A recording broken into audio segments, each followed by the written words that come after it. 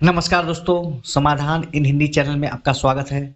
आज के वीडियो में मैं आप लोगों को विलियम शेक्सपियर का बहुचर्चित ऐतिहासिक नाटक जूलियस सीजर के बारे में बताऊंगा। यह नाटक निश्चित रूप से विलियम शेक्सपियर की महान नाटकों में से एक है। कहा जाता है विलियम शेक्सपियर के नाटक नायिकाओं के लिए प्रसिद्ध है, लेकिन इस नाटक में नायिका को प्रधानता नहीं दी गई है। नाटक रोम के इतिहास से संबंधित है। अब मैं इस नाटक की शुरुआत करता हूँ। नाटक को शुरुआत करने से पहले आप लोगों से विनम्र निवेदन है कि यदि अभी तक आपने मेरे चैनल समाधान इन हिंदी को सब्सक्राइब नहीं किया है तो प्लीज़ सब्सक्राइब करें, क्योंकि मेरे चैनल पर आपको समय समय पर ग्रामर और लिटरेचर पर अनेक सामग्रियाँ प्राप्त होती रहेंगी, जो निश्चित रूप से आपके प्रतियोगी परीक्षाओं और मुख्य परीक्षाओं में लाभप्रद सिद्ध होंगे। तो चलिए शुरू करते हैं। Julius Caesar. इतिहास में एक समय ऐसा भी था जब रोम में बुद्धिमान और उत्तम नागरिकों के समूह का शासन था, अर्थात वहाँ अरिस्टोक्रेसी था। शासन करने वाले इन लोगों के समूह को सीनेट कहा जाता था। ये लोग देशभक्त होते थे और जन कल्याण के लिए कार्य करते थे। समय गुजरता गया और रोम धनी और संपन्न हो गया। फलस्वरूप इसके शासक धीरे धीरे स्वार्थी हो गए। अब यह लोग एक नहीं रहते थे, वे अनेक पार्टियों और समूहों में विभाजित हो गए थे, जो एक दूसरे से झगड़ते रहते थे। पोम्पी और जूलियस सीजर जनरल थे। वे लोग रोम की सेना का नियंत्रण करते थे। एक दिन जूलियस सीजर ने पोम्पी की हत्या कर दी और वह रोम का सबसे शक्तिशाली व्यक्ति बन गया। सीजर एक महत्वाकांक्षी व्यक्ति था और वह अपने शक्ति को और अधिक बढ़ाना चाहता था। रोम के लोग नहीं चाहते थे कि सीजर इस जगह का राजा बन जाए। उन लोगों को भय था यदि ऐसा होता है तो सीजर एक तानाशाह शासक के रूप में सामने आएगा। उन लोगों का यह विचार भी था कि यदि सीजर की हत्या कर दी जाए तभी प्रजातंत्र को बचाया जा सकता है। जूलियस सीजर एक विजेता नायक की तरह रोम वापस लौटता है। उसने उस पोम्पी की हत्या किया था जो कभी रोमन लोगों का हीरो था, लेकिन अब रोम में सीजर का शासन था। उसके विजय के उत्सव को हर्षोल्लास के साथ एक पब्लिक हॉलीडे के रूप में मनाया जाता है। लोगों की एक बड़ी भीड़ सीजर को देखने के लिए इकट्ठा होती है। वे काफ़ी उत्साहित थे। लोगों की जय जयकार सीजर को उत्साहित कर रहा था, जो कि रोम के सम्मानित लोगों के बीच में घिरा था। उनके बीच में मार्क एंटोनी नाम का एक व्यक्ति भी था, जो सीजर के साथ अनेक युद्ध में साथ था। ब्रूटस नाम का एक नोबेल व्यक्ति सीजर के साथ साथ चल रहा था। इस उत्सव में जूलियस सीजर के केवल मित्र नहीं बल्कि उसके शत्रु भी शामिल थे। उसके शत्रु जूलियस सीजर के बढ़ती हुई शक्ति को देखकर ईर्ष्या कर रहे थे। वे लोग किसी भी तरह सीजर को रोम से हटाना चाहते थे। ठीक उसी समय सूदशायर नाम का एक भविष्यवक्ता सीजर के सामने प्रकट होता है और उसने जूलियस सीजर को चेतावनी दिया कि वह इडीज ऑफ मार्च वाले दिन को इग्नोर न करे, क्योंकि यह दिन उसके लिए खतरनाक हो सकता है। उसके द्वारा कहे गए शब्दों को वहाँ की भीड़ की आवाज़ द्वारा दबा दी जाती है, अर्थात उसकी भविष्यवाणी को गंभीरता से नहीं लिया जाता है। जुलूस उस दिशा में बढ़ जाता है जहाँ पर सीजर जो कि एक विजय नायक के सम्मान में गेम खेले जा रहे थे। ब्रूटस को उस गेम में कोई रुचि नहीं थी, इसलिए वो स्वयं जुलूस से अलग हो जाता है और अपने रास्ते पर चला जाता है। रास्ते में उसकी मुलाकात कैशियस नाम के एक व्यक्ति से होता है, जो कि सीजर को नापसंद करता था। कैशियस ने ब्रूटस को बताया कि शायद रोम का मुकुट जूलियस सीजर को पहनाया जाएगा और सीजर इसे प्रसन्नता से धारण कर लेगा और रोम का सम्राट बन जाएगा। यदि ऐसा होता है तो तानाशाही शासन की शुरुआत होगा और हमारे देश की स्वतंत्रता समाप्त हो जाएगी। कैशियस ने ब्रूटस को समझाने के लिए अनेक प्रकार की बातें बताई, जो यह सिद्ध करता है कि सीजर का मुकुट पहनना किसी भी तरह सुरक्षित नहीं है। इसलिए सीजर को राजा बनाने से रोका जाना अत्यंत आवश्यक है। उसने ब्रूटस को यह भी बताया कि सीजर एक सामान्य व्यक्ति है, वह कोई सुपरमैन नहीं है। उसने ब्रूटस को उस घटना की याद दिलाया जब वो सीजर के साथ टाइबर नदी में तैर रहा था तो सीजर ने कमजोरी महसूस किया और वह लगभग डूबने वाला था। अर्थात कैसियस ने सीजर की जान बचाई। सीजर को रोम का सम्राट बनने का कोई उचित कारण नहीं है। इस प्रकार कैसियस ने ब्रूटस को अपने विश्वास में लिया और उसने बताया कि किस तरह उसने सीजर की कमियों को उजागर करके ब्रूटस को बताया। ब्रूटस एक सच्चा देशभक्त था। वह प्रजातंत्र को पसंद करता था। वह नहीं चाहता था किसी भी प्रकार का कोई तानाशाह शासक रोम का सम्राट बने। वह सीजर की महत्वाकांक्षा को देखकर परेशान हो गया।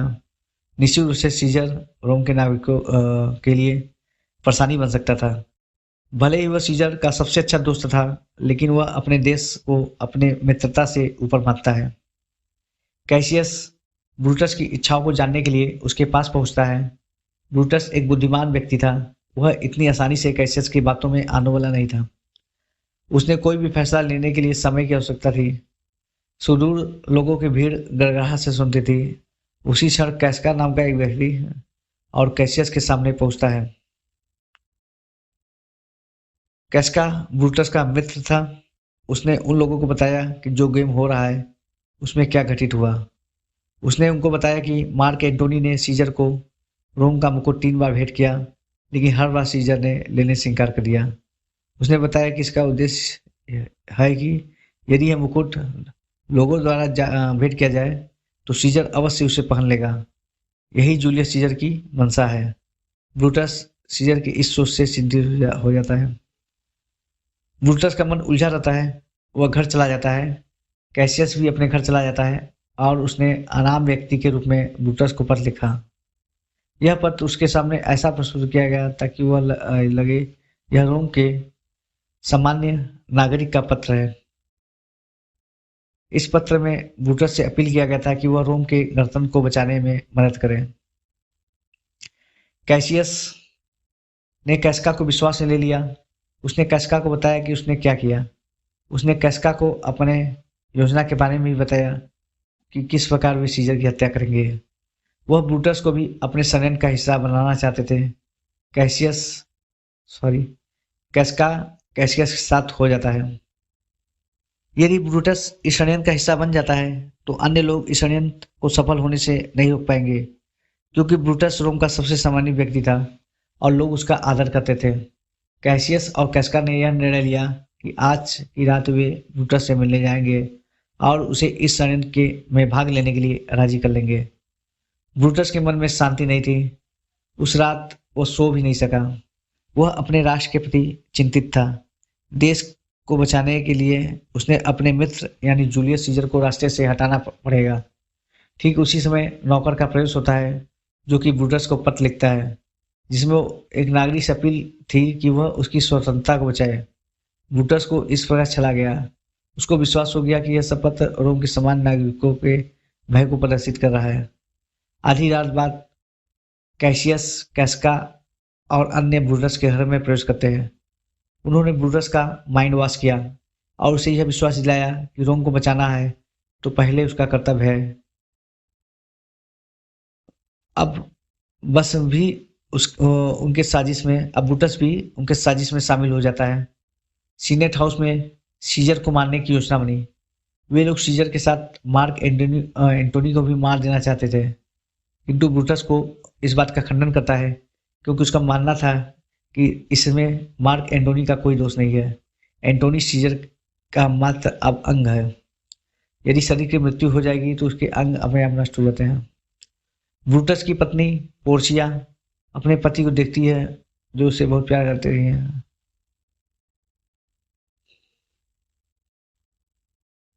पोर्चिया ने ब्रूटस से पूछा कि यह सभी लोग आधी रात के बाद यहाँ क्यों आए हैं।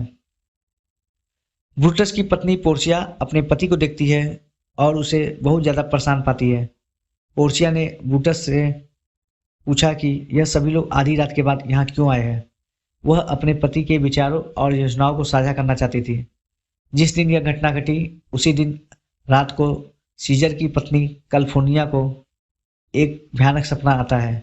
वह सपना बहुत ही अशुभ था। उसने सीजर से प्रार्थना किया कि वह आज सीनेट हाउस न जाए। वह आकाश में घोड़ों के हिनहिनाहट और मनुष्यों की गुड़गुड़ानी की आवाज सुनता है। जब डेसियस को बुलाने उसके घर आता है तो सीजर ने अपने घर पर ही रहने का फैसला कर लिया। डेसियस एक सीनेटर था जिसे सीजर को लाने के लिए भेजा गया था। उसने स्वप्न का अर्थ इस प्रकार बताया कि सीजर का रक्त बह रहा है और लोग उसके रक्त से अपना हाथ धो रहे हैं। वह इस स्वप्न का तात्पर्य है कि सीजर लोगों को सम्मान दे रहा है और जन सम्मान नागरिक उसे प्राप्त कर रहे हैं। यह कोई बुरा सपना नहीं है। इसके अलावा आज का दिन इसलिए भी शुभ है क्योंकि आज के दिन सीजर को मुकुट पहनाया जाने वाला है। जूलियस सीजर को इस अवसर को नहीं मिस करना चाहिए। सीजर इस व्याख्या से संतुष्ट हो जाता है और वो सीनेट हाउस के लिए चल पड़ता है, जिसे राजधानी भी कहा जाता था। आर्टिमिडोरस सीजर का एक शुभचिंतक था जिसे षड्यंत्रकारियों की भनक लग जाती है। उसने सीजर को एक पत्र लिखा जिसमें उसे चेतावनी दी गई थी कि वो खतरे के प्रति सतर्क रहे, लेकिन सीजर ने उस पत्र पर कोई ध्यान नहीं दिया। सीनेट हाउस में एक षड्यंत्रकारी मार्क एंटोनी को दूसरी तरफ ले जाकर उलझा देता है। दूसरा षड्यंत्रकारी सीजर को एक पिटीशन देता है कि वह तरीपार सीनेटर को क्षमा कर दे। सीजर ऐसा करने से इनकार कर देता है। पहले षड्यंत्रकारी सीजर से प्रार्थना करते हैं, उसके बाद वे सीजर की ओर दौड़कर उस पर चाकू से वार करने लगते हैं। सभी षड्यंत्रकारी सीजर पर वार करने लगे।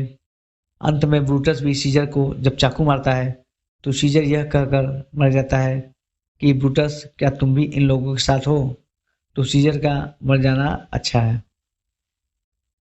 सीजर की मृत्यु हो चुकी थी। इससे सभी लोगों में कन्फ्यूजन का भाव उत्पन्न न हो जाए, इसलिए ब्रूटस को लोगों का कन्फ्यूजन दूर करने के लिए चुना गया। ब्रूटस ने सभी लोगों को निश्चिंत किया कि किसी को भी हानि नहीं पहुंचाई जाएगी। उसने भीड़ से आग्रह किया कि वे सभी लोग मार्केट प्लेस पर इकट्ठा हो जाए। वह लोगों को आश्वस्त कर देगा कि सीजर को मारा जाना क्यों आवश्यक है। एंटोनी अपनी जान बचाने के लिए घर भाग गया। जब सभी षड्यंत्रकारी मार्केट प्लेस में इकट्ठा होते हैं तो उसने वहां आने की अनुमति मांगा। ब्रूटस ने एंटोनी से कहा कि वो मार्केट प्लेस पर आ सकता है। उसके जान को किसी प्रकार का कोई खतरा नहीं होगा। जब एंटोनी मार्केट प्लेस में पहुंचा तो ब्रूटस ने उसे कहा कि घबराने की कोई बात नहीं, उसको एक दोस्त की तरह पेश होना चाहिए। मार्क एंटोनी को सीजर के फ्यूनरल के अवसर पर भाषण देने की भी अनुमति प्राप्त हो गई। उसका भाषण ब्रूटस के बाद होना था। कैसियस ने ब्रूटस को सावधान किया कि एंटोनी हमारे लिए खतरनाक सिद्ध हो सकता है, लेकिन ब्रूटस ने कैसियस की एक बात नहीं मानी। वास्तव में एंटोनी ने सीजर के भतीजे ऑक्टेवियस सीजर को सहायता के लिए पहले ही बुलवावा भेज चुका था। जब सीजर के डेड बॉडी को मार्केट प्लेस में लाया जाता है तो ब्रूटस ने अपना भाषण लोगों के सम्मुख प्रस्तुत किया। वह अपने भाषण में आम लोगों को बताया कि किस प्रकार उसने सीजर की हत्या करके अपने देश की स्वतंत्रता बचाई है। उसने लोगों को यह भी बताया कि सीजर एक महत्वाकांक्षी व्यक्ति था जो यहाँ पर एक तानाशाह शासक के रूप में शासन करना चाहता था। रोम के भोले भाले नागरिक ब्रूटस की बातों में आ जाते हैं। वे लोग ब्रूटस को अपने नेता के रूप में जय जयकार करते हैं। इसके पश्चात मार्क एंटोनी मंच पर आता है और वह सीजर के फ्यूनरल पर कुछ बोलना शुरू करता है। वह अपना भाषण कुछ इस प्रकार देता है कि रोमन भीड़ उत्तेजित हो जाती है। उसने कहा कि सीजर को मर जाना अच्छा था क्योंकि सीजर को 3 बार मुकुट भेंट करने पर भी उसने नहीं लिया। उसने कहा सीजर को मर जाना चाहिए था क्योंकि उसने रोम के समान नागरिकों को एक निश्चित रकम देने का वादा किया था। उसने कहा सीजर को मर जाना चाहिए था क्योंकि उसने अपनी सारी भूमि लोगों के कल्याण के लिए गार्डन में परिवर्तित करवा दिया। उसने कहा कि यदि यह सब महत्वाकांक्षा होना है तो सीजर महत्वाकांक्षी था, लेकिन ब्रूटस का कहना है कि सीजर एम्बिशियस है तो ही में भी एम्बिशियस क्योंकि ब्रूटस रोम का सम्मानित नागरिक है। मार्क एंटोनी का भाषण समाप्त होते ही सभी रोमन उत्तेजित हो जाते हैं और वे षड्यंत्रकारियों को मारने के लिए उनकी ओर अग्रसर हो जाते हैं। लोग क्रोध में पागल हो जाते हैं। उन्हें अपने हाथों में मसाल लेकर षड्यंत्रकारी का घर जलाने के लिए दौड़ पड़ते हैं। वे किसी भी तरह सीजर के हत्यारों को मारना चाहते थे। भीड़ इस कदर पागल हो चुकी थी, उन्होंने सिन्ना नाम की एक षड्यंत्रकारी के बदले सिन्ना कभी मार डाला। ब्रूटस और कैसियस को समय रहते चेतावनी मिल चुकी थी, इसलिए वे रोम छोड़ के भाग गए थे। ठीक उसी समय ऑक्टेवियस सीजर का रोम में प्रवेश होता है। वह रोम की भीड़ को संतुलित करता है। सीजर के शत्रुओं को सजा दी गई, भय का शासन समाप्त हो जाता है। मार्क एंटोनी ऑक्टेवियस सीजर की सहायता से कैसियस और ब्रूटस पर अटैक करना चाहता था, क्योंकि ये दोनों रोम पर फिर अटैक करने के लिए सेना इकट्ठा कर रहे थे। फिलिप्पी में निर्णायक युद्ध होता है। युद्ध में कैसियस और ब्रूटस अलग अलग हो जाते हैं। ब्रूटस कैसियस की सहायता करने के बजाय ऑक्टेवियस सीजर से युद्ध करता है और उससे पराजित हो जाता है। कैसियस भी एंटोनी से पराजित होकर आत्महत्या करना पसंद करता है, क्योंकि सीजर का आत्मा कैसियस और ब्रूटस दोनों को दिखाई देते हैं। मार्क एंटोनी ब्रूटस को ऑफर करता है कि वह अपने ऑक्टेवियस सीजर को अपना सम्राट मान ले। वह कैसियस के सुसाइड से निराश हो चुका था, इसलिए उसने स्वयं अपने आप को भी मार डाला। नाटक के अंत में मार्क एंटोनी लोगों को बताता है कि सभी षड्यंत्रकारियों में ब्रूटस सबसे उत्तम व्यक्ति था, क्योंकि वही एक ऐसा व्यक्ति था जिसने सीजर की हत्या देश के कल्याण के लिए किया था। In this way a great drama is ended. आज के वीडियो में बस इतना ही। आशा करते हैं आपको मेरा यह वीडियो पसंद आया होगा, तो फटाफट मेरे चैनल समाधान इन हिंदी को सब्सक्राइब कीजिए और बेल आइकन दबाकर मेरे वीडियो का नोटिफिकेशन अपने मोबाइल में चालू कर लें, ताकि जब भी कोई नई वीडियो में अपलोड करूं तो उसकी सूचना आपको हो जाए। यदि आप मेरे सब्सक्राइबर हैं तो मेरे वीडियो को शेयर करें और वीडियो को लाइक करना न भूलें। धन्यवाद।